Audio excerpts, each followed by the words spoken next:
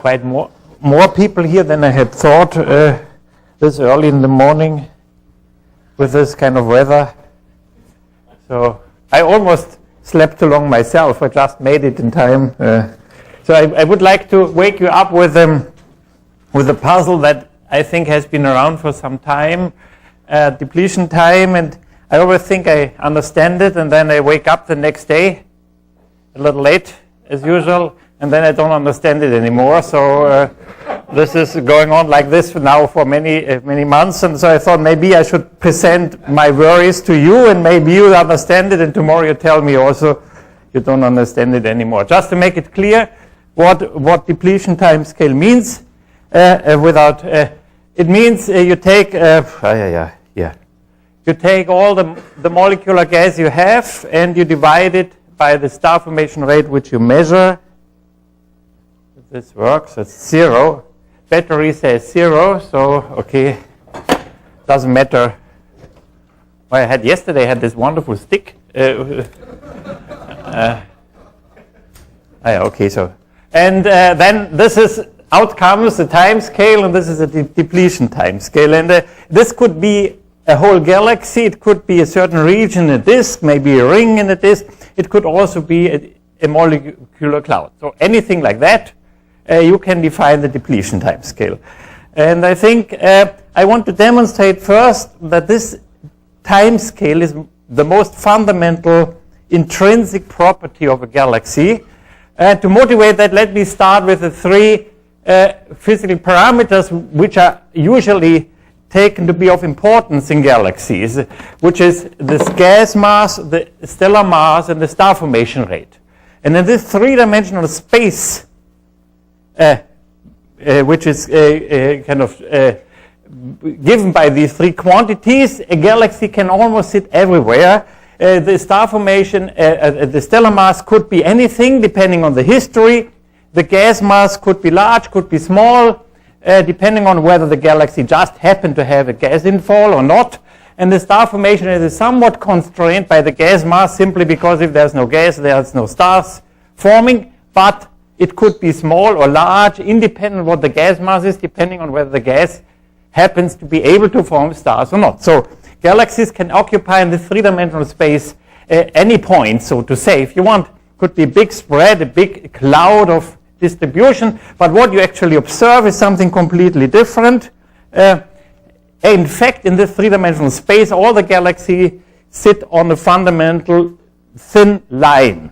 One projection of this line is, of course, star formation rate, where there's a stellar mass, which is the galaxy main sequence, and we know that this correlation is, the slope of this correlation is the specific star formation rate. Another projection is the gas mass, where the star formation rate, and the slope which you get in this kind of projection is the depletion timescale. So this adds two additional quantities to our puzzle, which is the depletion timescale and the specific star formation rate, which is this kind of slope. Now, I would argue that all of these quantities over here are, in some sense, boundary conditions. They play no important role with respect to the intrinsic property of the galaxy. The really important property is the depletion timescale. And the reason for this is what we all know very well now. It's the bathtub model, which basically says if you're on the main sequence of star formation, then the gas mass in the galaxy is controlled by infall and star formation. The gas mass changes because you accrete material from the cosmic web, and you get rid of material by star formation. M gas over the depletion timescale times 1 minus the return fraction from the stars to the ISM, which is 0.5. And you also throw gas out in the wind, which is of order 1. So this is of order 3/2. And so you get basically the gas mass changes as accretion rate minus 3/2 M gas over depletion. And in equilibrium, you find that the star formation rate is 3/2 the accretion rate. So the star formation rate has nothing to do with intrinsic properties of a galaxy. It's a boundary condition. And the gas mass in the galaxy is 3/2 the boundary condition times the depletion timescale. So again, the gas mass is nothing intrinsic to the galaxy. It's just given by this fundamental quantity and the boundary condition. The same is true for the stars, The stars is just the accretion history of a galaxy. The specific star formation rate is also the accretion history. And so what is left behind is just this depletion time. This depletion time is an intrinsic property of a galaxy. It depends on how galaxies function and work, what regulates their evolution. So this is, if we want to understand galaxy formation, this is what we have to work out. If we want to understand star formation rates in galaxies, we need to ask a cosmologist of what falls in. And the same is true for the gas mass. So this is why I think the depletion timescale is the most important part to find out. Now the depletion timescale can be anything. It could be 10 to 6 years, it could be 10 to 11 years, but it happens to be always of order 10 to 9 years. And this is, for me, enormously puzzling, because 10 to 9 years is nothing that comes into your mind. Not only in the morning, also later in the afternoon. It's not really getting any better. So why 10 to 9 years? Well, it turns out it's not necessarily completely 10 to 9 years. As we know from Reinhardt's work and his group's work, the depletion time depends somewhat on the redshift. The higher the redshift, the smaller the depletion time. It could be going down by a factor by 30%. More recent observations show maybe it goes down by even more, down to 50% of the local depletion time scale. But it's a minor change by a factor of maximum 2, and I don't even care about a factor of 2. 5 10 to the 8 years or 2 to the 9 years is equally puzzling to me as 10 to 9 years. So I don't care about that. There's also dependence of the depletion time scale on how far you move off the fundamental plane in a very interesting manner. If you sit above the fundamental plane, that means you have more gas in the galaxy than usual. The depletion time goes down. And that's nice, because that moves the galaxy back to the fundamental plane. And below the fundamental plane, the depletion time is shorter, is longer. Above the fundamental plane, the depletion time is shorter, so it moves you down. Below the fundamental plane, the depletion time is longer, and that moves you up again. And so that's why you maybe have a fundamental plane, because you focus from both sides towards it. But these are, again, second order effects, and I don't care about that. Just sit on the fundamental plane, take your favorite redshift, and you get something like 10 to 9 years. And the question is, why is it 10 to 9 years? Now, before asking this question in greater details, let me answer the question, and that I think we understand, why it is such a simple formula. Why is the star formation rate just a mass divided by a time scale? Well, you can say this must be so, just from units, and of course that's true, but it's a little more complex. If you look at, for example, this compilation by Leroy et al., what they basically did is they looked at regions of 1 kiloparsec size in various galaxies, and each of these points show the star formation rate, surface density, where there's a molecular gas mass. And you don't see a single line, a linear relationship, you see a big scatter plot. The reason is that you find molecular clouds in different phases of evolution. A cloud might just have started to form. It hasn't yet turned on stars, so it has a lot of molecular gas, but not much of a star formation. And another cloud is in a late phase of evolution, so it has already turned a lot of its gas into stars. The star formation rate is high, the molecular gas mass is low. So locally, you don't expect such a simple formula that is true for all molecular clouds, because it depends strongly on the individual histories. That can be very complex. What I think happens is, if you, however, merge all of these histories into one big history of the whole galaxy, then you average over all these complex details, and then all the details have to disappear. They have to become unimportant. We call it the central limit theorem. And that's why it can only depend on a global property and not of many, many little histories, or the sum of all the little histories. And the global property is the gas mass, and the global property is some time scale.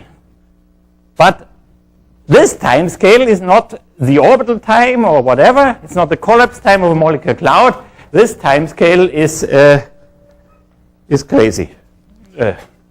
So, which global galactic property determines this depletion time scale? That's what I would like to understand. Just to show that if for individual clouds is not necessarily that true, Here you see two examples. One is the pipe nebula. You see the pipe here, and the bowl and the foam of the pipe. And on the right, you see the Ophiuchus cloud. Both clouds have roughly the same amount of molecular gas, 8,000 solar masses, 14,000 solar masses, but they have a factor 10 difference in star formation. This has a factor 10 less stars than this. So the star formation rate here was a factor 10 smaller than here, because the time scales of star formation are in both clouds the same, about 5, 10, 6 years. So you can really see there an enormous amount of differences. And you can also see this here. Here are different star-forming regions, the fraction of young stars you see with respect to the mass, in molecular mass, and you see an enormous amount of spread, which covers almost 2 orders of magnitude. And so in that sense, it shows that locally histories can be quite complex. Well, maybe one of the best proposals, I said maybe, is of course by my friend Avishai, and Mark Humholtz and Chris McKee, who came up with this idea. They said, okay, the star formation rate is the gas mass, and it somehow must depend on gravitational collapse, because if you don't collapse, you can't form a star. So the free fall time of the local region must play a role, and then we just added a fudge factor epsilon. That's what we always do in toy models, because we can't work it out, so we add a factor epsilon. And usually epsilon is of order unity. Whenever kind of in 99% of our papers we set epsilon to unity. In this case, it's not unity, it's actually small. But it's this, the interesting thing is, if you look at this compilation of various data from high redshift unresolved galaxies to individual clouds, you find that the star formation rate indeed is strongly correlated with MH2 divided by free fall, local free fall. And that indicates that this factor epsilon is universal, and you can work it out. It's of order 1%. So this might give us some insight, but I think it indeed makes the problem even worse when you think about it. Why? Well, look, if you take a molecular cloud, the star formation rate which you measure is the past history of the cloud. What happened before you observed the cloud. The gas mass which you measure is the future history of star formation in the cloud, what will come next, because this is the current gas mass. Why should the past star formation history know about the future star formation history? It's for me confusing. It not makes much sense to me. Another problem is, if it is that simple and the epsilon must be constant, as the depletion timescale is the free fall time divided by epsilon, and if the depletion timescale is universal, then also the free fall time has to be universal. That means we now have actually a problem. That the free fall time must be 10 to 7 years. Why do we have a problem? Well, we had one quantity to explain. Now we have two quantities to explain. 10 to 7 years and 0.01. So twice as much work, if you think of that. And it's not necessarily getting any better, unless you have an explanation for this. And I think maybe we have a beginning of an explanation, but as I said, at the end of the day, I begin to worry about this again. So let me start with this kind of free fall type business of 10 to 7 years. Well, you can do numerical simulations to see on which time scale local regions of galaxies become gravitationally unstable and collapse. One of them has been done by Claire Dobbs in a series of papers, and Christian Allig, a postdoc of mine, is now working on a very high resolution disk simulations like that. I can't go into any of these details. They're basically the standard paradigm. You have cooling and heating. You look at the galactic dynamics.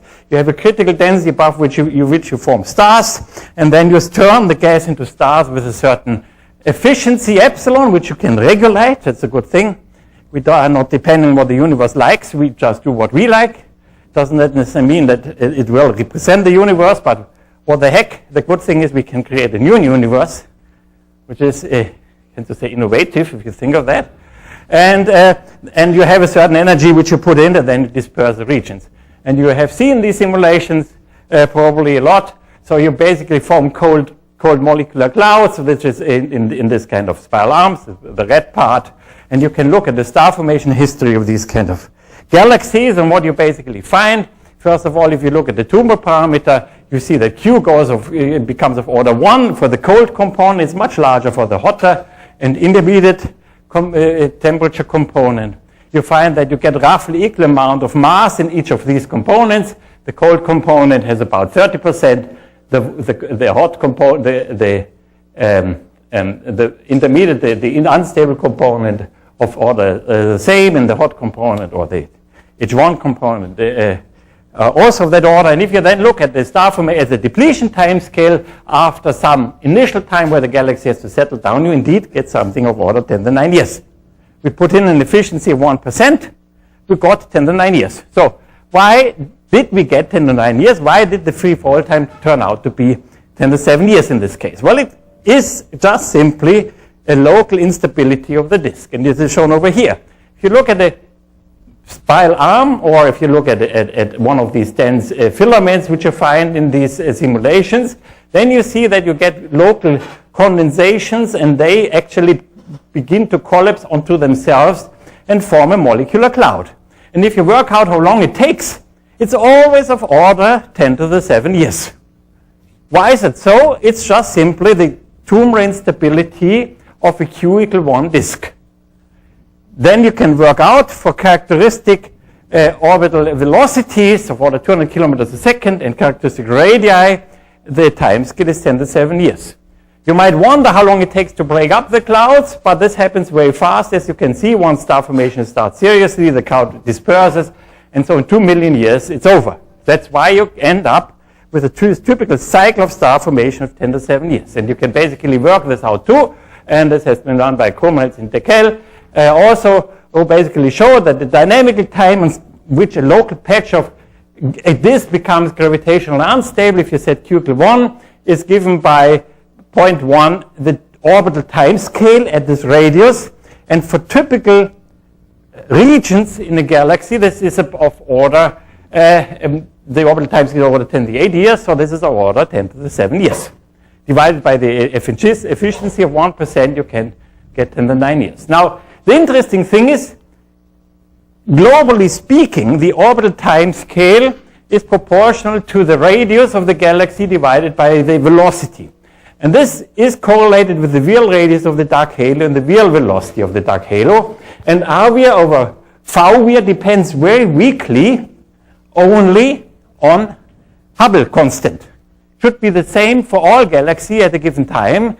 And therefore, to some extent, the orbital period must be the same for all galaxy. And that's why maybe we always get 10 to 7 years. There's also weak dependence on Hubble time.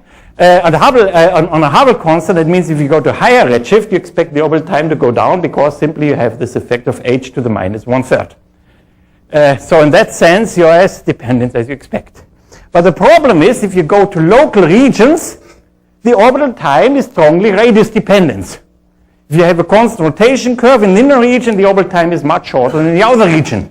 And if this would be the story, the depletion time in the inner region should be much shorter than in the outer region. And if you look in details at these galaxies, that's not the case. There's maybe a weak dependence, especially when you go to the center of a galaxy, but on average, the depletion time is not proportional to R. So as nice as this model seems to be, at the end of the day, it doesn't really work. Yeah. Okay, well, there's something else I just want to mention, because I find this exciting. I haven't yet digested it. So I just present this result. It's also not written up. It's just there. As I said, we have the advantage in our simulations to change the star formation efficiency. We can take it as 1%, but 5% or 10%, whatever we want. And we can see what happens if you change your star formation efficiency in this kind of simulations. And this is the basic result. This is the velocity dispersion, the random motion you find in the disks as function of the logarithm of the efficiency. So this is 1%, 10%. And here's the tumor Q parameter in the disk as function of the efficiency. And these are different models. And you find something very interesting. If the efficiency is below 5%, then sigma is always of order 8 kilometers a second. And tumor Q is of order 1. We're in a situation where gravitational instability is more important in generating structure than feedback. By the way, feedback is not only destroying structure. Feedback can also generate an enormous amount of structure, because any supernova explosion sweeps up material and generates a cold ring of gas. And if these rings collide, then basically you can form a molecular cloud too. But if you go above 5%, something interesting happens. The velocity dispersion begins to rise. It becomes not anymore dependent on the tumor Q, because Q also begins to rise. It can become much, much larger. We now get into a regime where the structure of the galaxy is actually dominated by supernovae. And you can also form a lot of stars. You get lots of cold gas, but now it's a supernova-driven galaxy.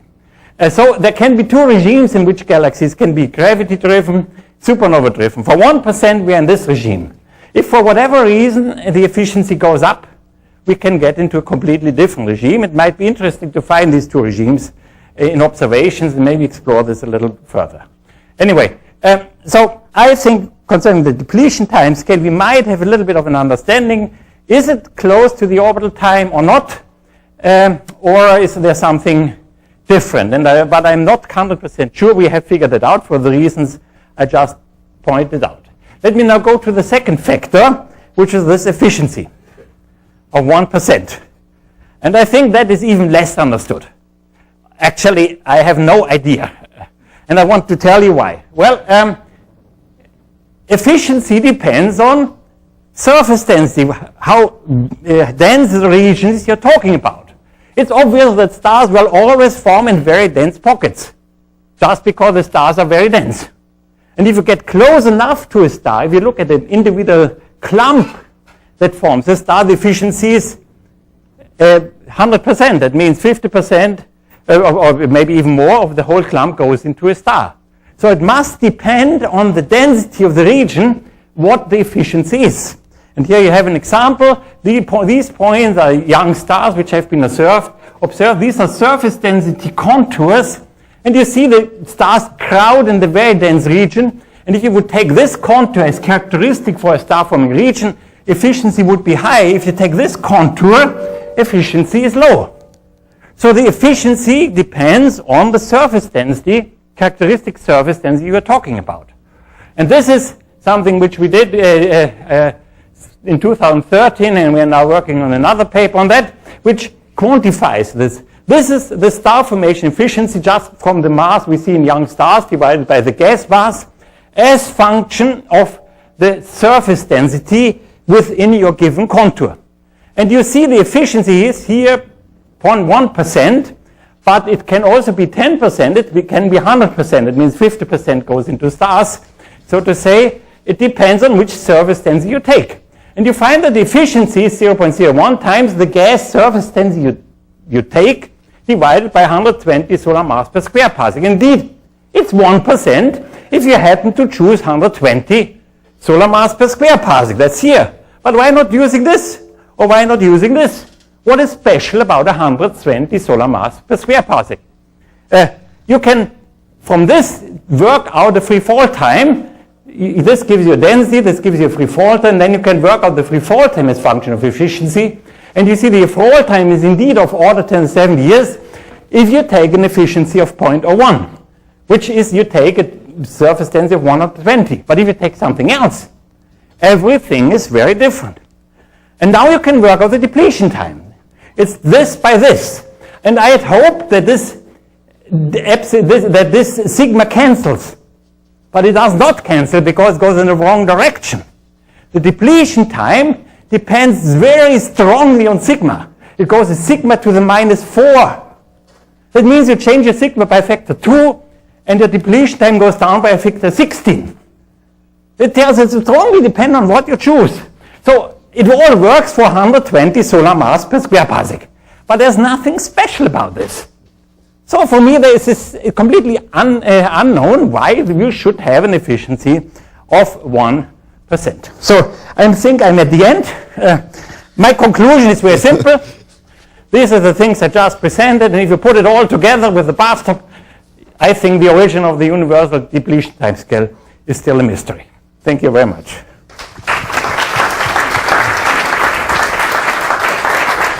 All right, we started just a hair late, so we can take just a couple of questions.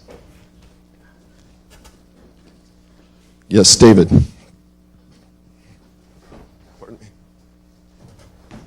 Thank you.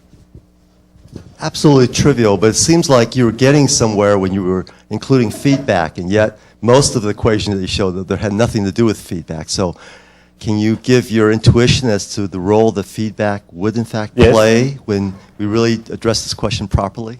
So I think if Avishai and Mark is correct, that if the depletion time is epsilon times 1 over free-fall time, then epsilon is the feedback part, and the free-fall time is the gravity part. And you have to understand both and the connection between both to get it right.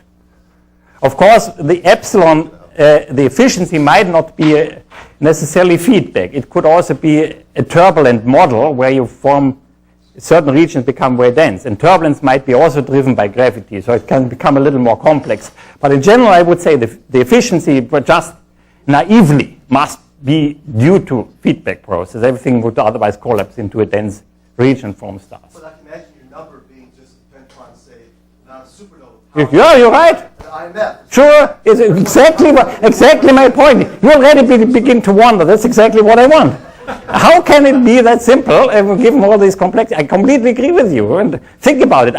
You don't ask me. I don't know the answer. What's that? You're the theorist. I'm the theorist, but I have to admit I haven't figured it out. A universal truth. So let's thank Andreas again. Thank you.